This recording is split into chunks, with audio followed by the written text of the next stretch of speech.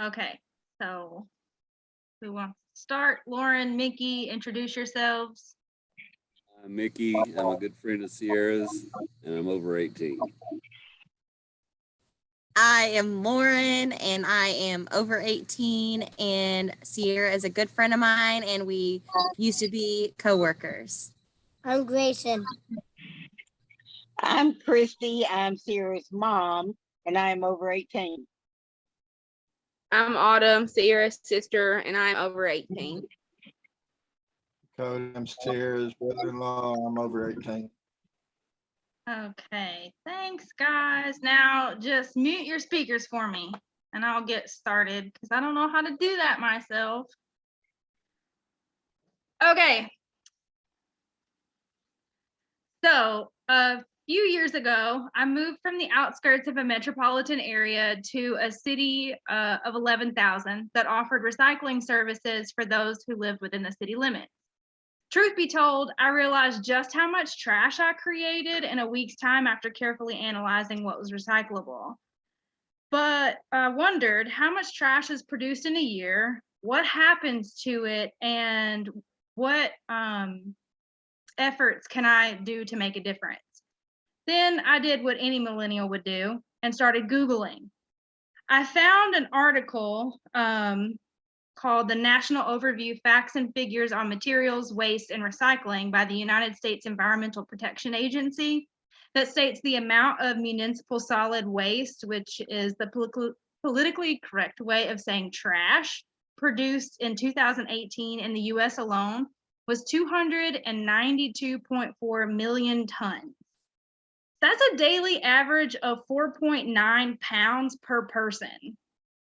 As most would guess, the largest, which I can put this in the chat, but the largest contributors to our waste is paper, paperboard, plastics, and food.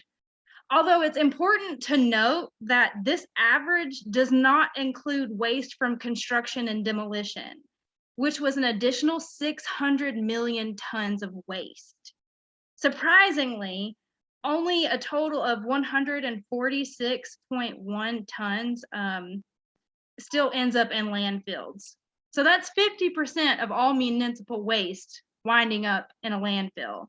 So essentially, each one of us is putting 2.5 pounds of garbage in our backyard every day. But wait, I thought we had made an effort to reduce, reuse, and recycle, right? So why is so much garbage still ending up in a landfill?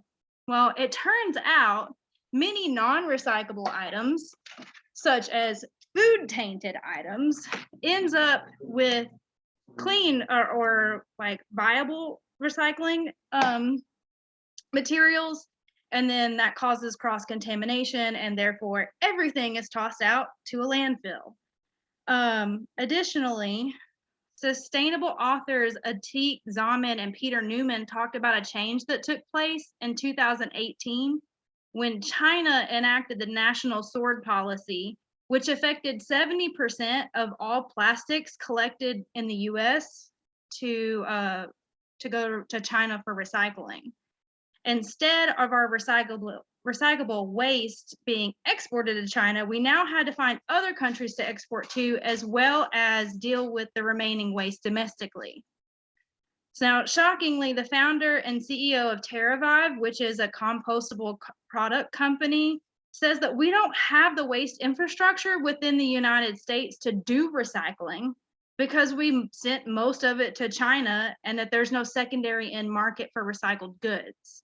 So simply put, there's not enough recycling facilities, and what few facilities there are often have restrictions on what can be recycled.